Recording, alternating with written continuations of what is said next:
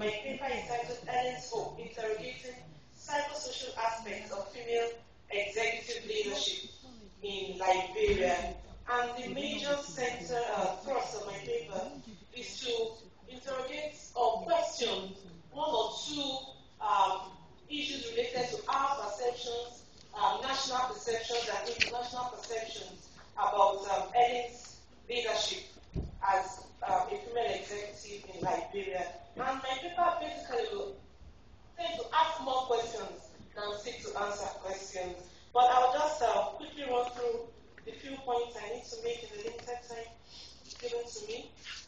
Today, the literature tells us, various scholars conclude that women politicians can make a difference in terms of policy and in terms of implementation of those policies because of the way that they bring different attitudes to matters relating to women's equality, bringing their own perspectives to political decision-making, which previously would have been male-dominated, and bringing a different style and different role expectations to politics when they're involved in politics. It is within this context that Africa's first elected women head of state, Ellen Johnson said, it brings to the office certain capital as well as expected raising of expectations related to her gender.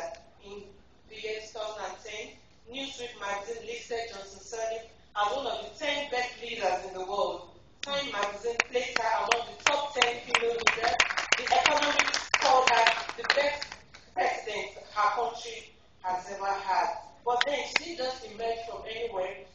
Various environmental, social, psychological factors prepared her for that role. In the first place, her ethnicity, she's American-Liberian, a historically dominant minority group in our country, prepared her for that role. Her education prepared her for that role. Her education in business, in public administration, and she's Harvard trained.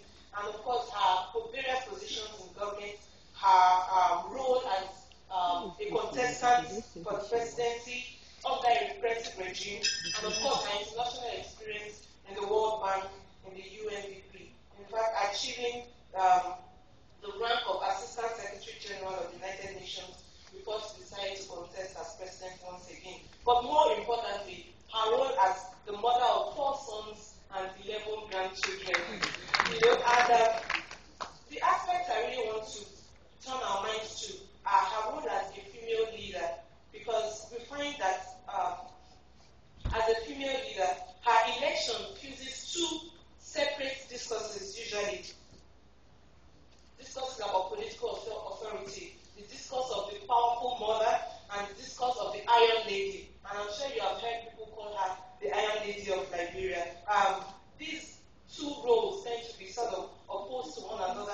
As powerful mother, of course, she's seen in traditional African roles as having as an authority-bearing role of female elder, with claims to not just being a female elder, but also now as an Iron Lady, with claims to gender neutrality, a sexless modern technocrat who combines the motherhood aspects together with the Western notions of liberal democracy. As mother and grandmother, mothers are seen as sources of power for women to use to protect not only their own interests as women, but to protect their children. And in her own position, she has been able to combine this role in such a way that by entering a male gender political space, she is able to produce what we could call an equal rights, powerful mother image that appeals to, that makes her constituency as a citizen, as an activist, as a leader, and at the same time as someone that reconciles society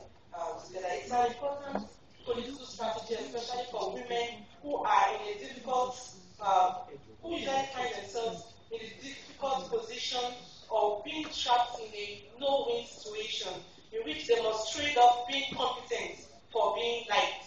And when you find yourself in that position, in which trade-offs that male leaders are not expected to even experience at all. So in this position, what Ellen has been able to do is to present herself as, in Liberian terms, as old man. And in Liberia, when you're called old man, it's a term that is used for women in positions of authority, usually within the context of family and kinship, but also in professional settings. But when you are called old man, usually it's used to communicate respect in all, whenever that term is used.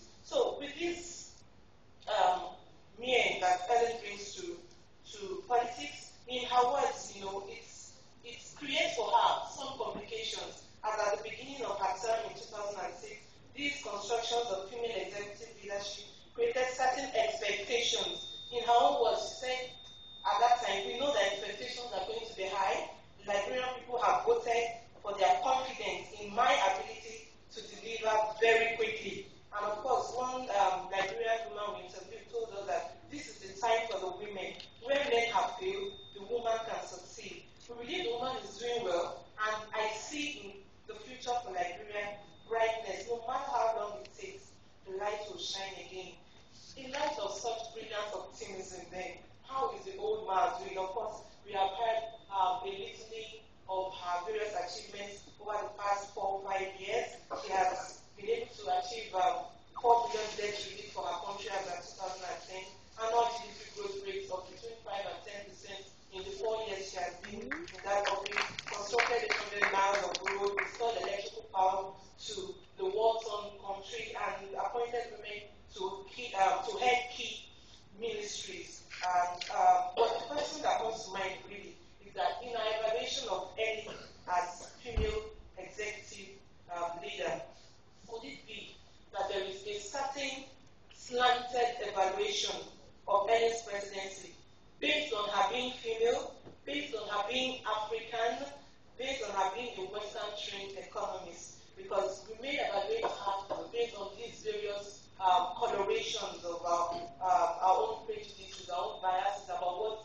a female executive can achieve, about what an African executive can achieve, or about what a Western-trained economist can achieve. And when we bring these expectations to bear on Ellen's leadership, and we begin to question some of her achievements, some of her failures, especially at this time when Ellen has once again indicated interest in contesting for a second term as president of Liberia. Her critics now ask, really, that they hope that she has ignited in the hearts of her citizens. May be waning because the reality may be that the second term may not be as glamorous as the first, and she may probably leave office with less, leaving a lower impression than when she assumed office. So we interrogate Ellen's hope, especially in light of the fact that she promised the Liberian people that she would be in that office for just one term, especially in light of the fact that she promised that she was going to advance human rights, and as I'm speaking to you, she has not implemented the findings or the recommendations of the Liberian Truth and Reconciliation Commission, and in light of such kinds of failures, I would say. But then, Liberians themselves tell us that right now, the optimism about the next 4 years is cautious, so to speak. We cannot expect too much. One woman tells us that things will get better. But then, since God has already given us peace, this woman says, everything good that will come, whether service is there or not. Thank you for listening.